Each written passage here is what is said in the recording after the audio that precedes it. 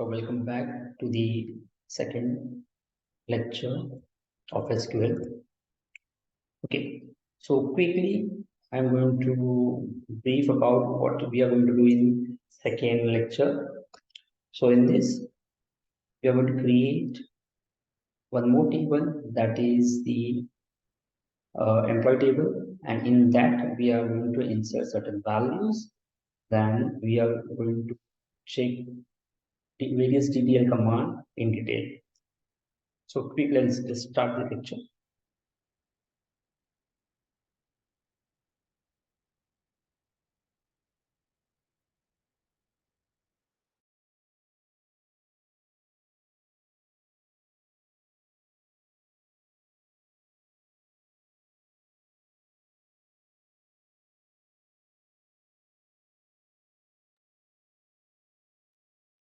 Okay, तो यहाँ मैंने अपना एम्प्लॉय टेबल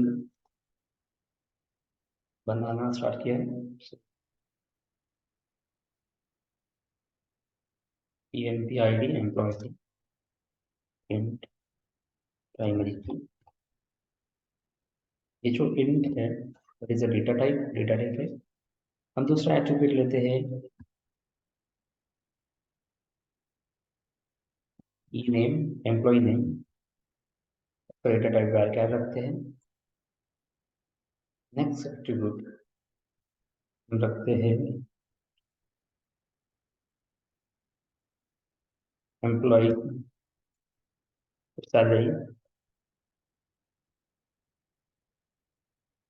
अब यहाँ पे ध्यान दो, यहाँ पे सैलरी का एट्रीब्यूट जो है हमने न्यूमेरिक रखना है, न्यूमेरिक।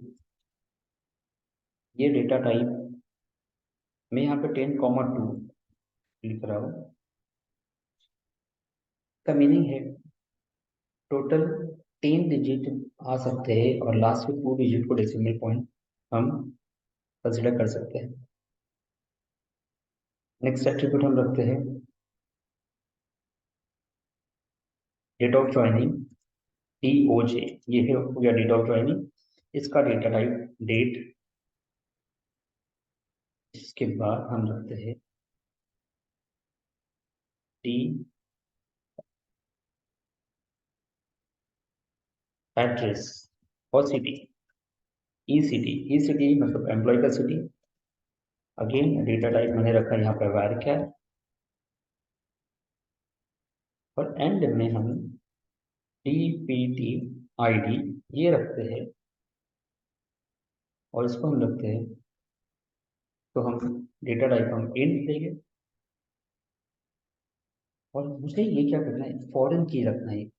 फॉरेन की मीन्स व्हाट, मेरा डिपार्टमेंट टेबल, यहाँ पे जो डिपार्टमेंट टेबल है उसका, इसमें जो डेटा आएगा, इसका जो प्राइमरी की है ये यहाँ पे हम फॉरेन की रखना है। तो मैं डिटेल में एक्सप्लेन करता हूँ, जैसे जैसे लेक्चर आगे बढ़ेगा मैं डिटेल में ये चीज़ एक्सप्लेन करता हूँ आपको। तो फॉरेन की रखने का तरीका है इंट रेफरेंसेस, रेफरेंसेस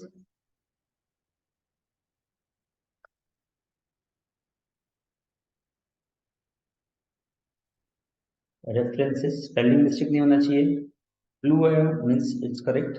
रेफरेंसेस, मुझे कौन सा टेबल रेफर करना है, तो स्क्रॉल करके मैं ऊपर आपको दिखाता हूँ डिपार्टमेंट टेबल।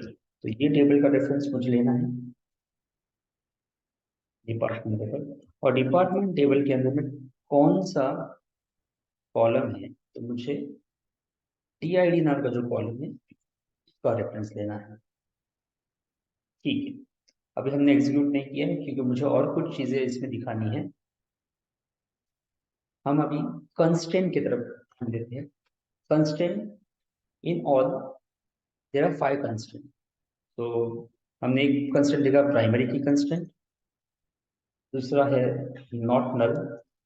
मैंने यहाँ पे नेम को नॉट नल क्यों कंस्ट्रेंट लगाया, इसका ये मतलब है जब कोई भी व्यक्ति यहाँ पे डेटा इंसर्ट करेगा एम्प्लॉय टेबल में, तो इसको ई नेम मतलब एम्प्लॉय का नाम प्रोवाइड करना ही पड़ेगा। दूसरा हो गया नॉट नल कंस्ट्रेंट, और एक कंस्टेंट होता है द डिफॉल्ट कंस्टेंट। तो मैं यहाँ पे डिफॉल्ट कंस्टेंट का एग्जांपल दिखाता हूँ। डिफॉल्ट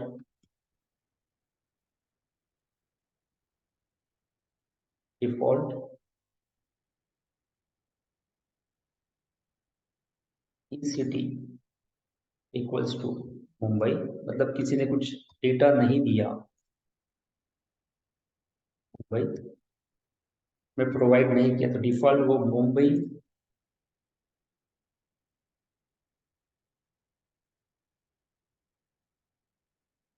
दे देगा।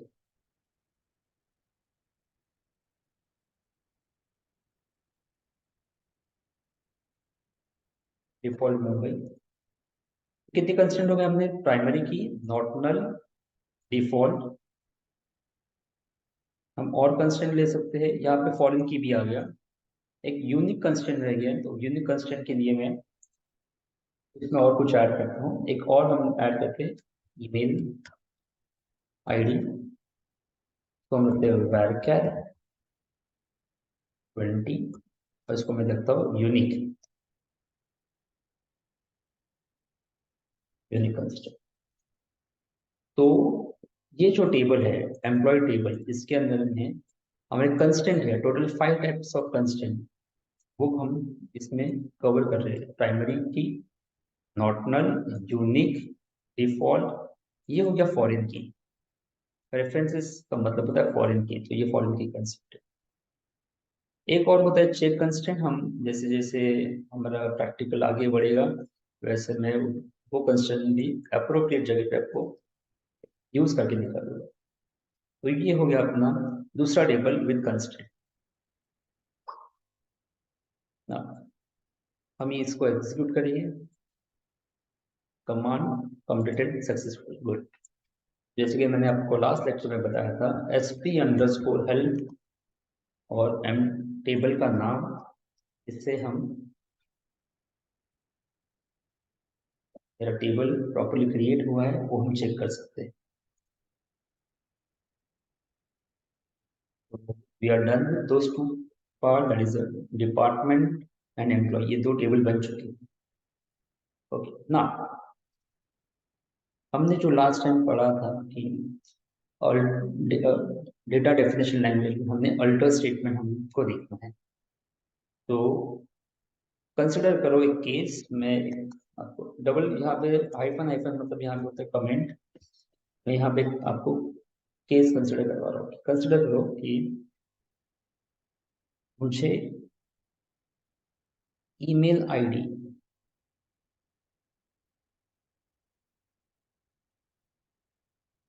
इसे, इसका वैर क्या है, इसका डेटा टाइप में यहाँ पे 25 चाहिए। Means I want to alter, if I want to change this thing जो ऑलरेडी क्रिएट हो चुका है। तो टेबल क्रिएट हो चुका है, अभी कॉलम कॉलम कॉलम जो होता है वो स्ट्रक्चर के अंदर में, टेबल के स्ट्रक्चर के अंदर में आता है। जब मुझे टेबल के स्ट्रक्चर को चेंज करना है तो मुझे टीडीएल स्टेटमेंट यूज करना पड़ता है। तो consider that you need to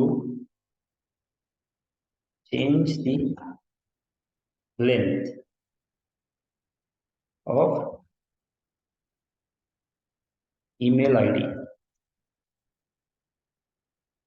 from 20 to 25। मुझे ये चेंज करना है।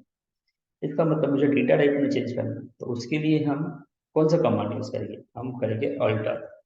कैसे यूज करेंगे? यहाँ पे अल्टर टेबल का नाम, अल्टर टेबल का नाम है एम्प्लॉय,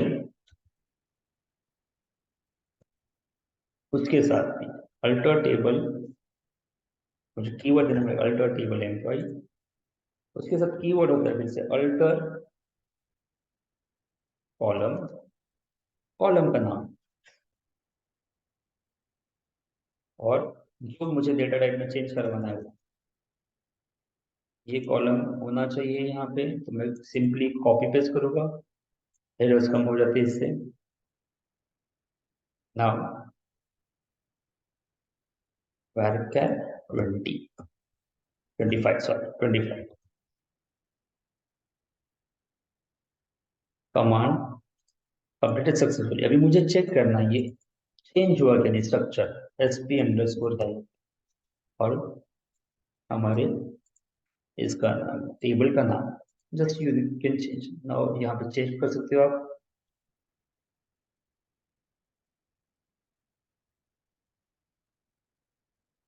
ईमेल सी ईमेल यहाँ पे 25 हो गया। ओके, तो इस तरीके से हम अल्टर अल्टर कॉलम कर सकते हैं। नेक्स्ट पार्ट है टीडीएल स्टेटमेंट में ही अल्टर मुझे ऐड करना है। मुझे ऐसा लगा एक बार टेबल बन चुका है, यहाँ पे आपका टेबल बन चुका है एम्प्लॉय। एम्प्लॉय टेबल बनने के बाद आपको ऐसा लगा नहीं इसमें और एक कॉलम ऐड करना चाहिए था। ठीक है, अभी आप नया टेबल इसको ड्रॉप करके नया टेबल तो नहीं बना सकते हो, डेटा चले जाएगा। तो इसके ये चीज करने के लिए भी प्रोविजन है। सो मैं केस लिखता हूँ, consider that if you want to add new column in existing database, sorry existing table। ठीक है, तो हम एग्जांपल ले लेते हैं कैसे करेंगे हम। फिर से यहाँ पे अल्टर कमांड यूज होगा क्योंकि हम क्या कर रहे हैं स्ट्रक्चर के साथ टेबल का जो स्ट्रक्चर है उसमें हमको चेंजेस करना है। सो यहाँ पे आएगा अल्टर टेबल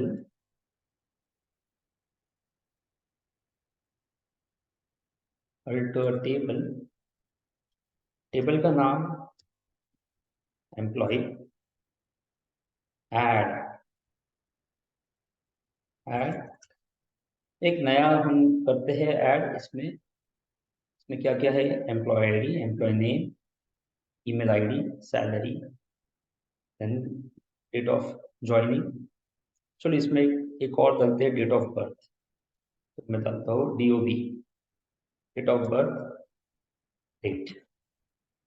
चेक करते हैं ये वर्क करता है क्या। Yes, click on execute. Yes, command completed successfully, good. तो फिर से हम चेक करते हैं ये जो हमने नया डीओबी डेट ऑफ बर्थ ये हुआ क्या, ये आया है क्या table. Yes, you check this sp underscore health। okay, now you can see at the end it is there sp underscore health।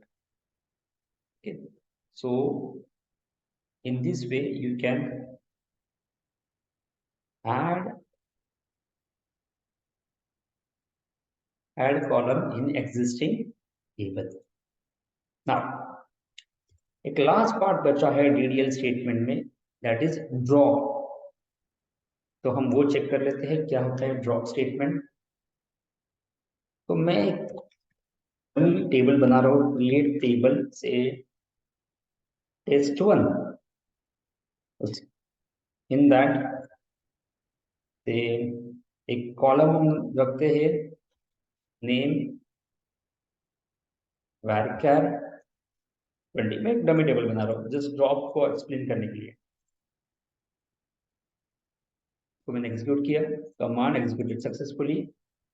Now will check drop statement कैसा होता है DROP ड्रॉप टेबल। उससे पहले हम चेक करते हैं ये table बना क्या। उसके लिए हमको क्या करना पड़ेगा sp underscore health test1 click करो। यस, test1 नाम का टेबल बना है। यस, अभी मैं यहाँ पे क्या करूँगा drop test1 that's it, execute करो। Yes, then command completed successfully. Check करो फिर से यहाँ पे sp underscore health test1। The object test1 does not exist in database company or invalid for this operation।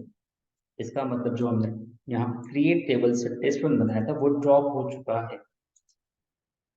So that's it for this lecture. Thank you so much for joining. this lecture.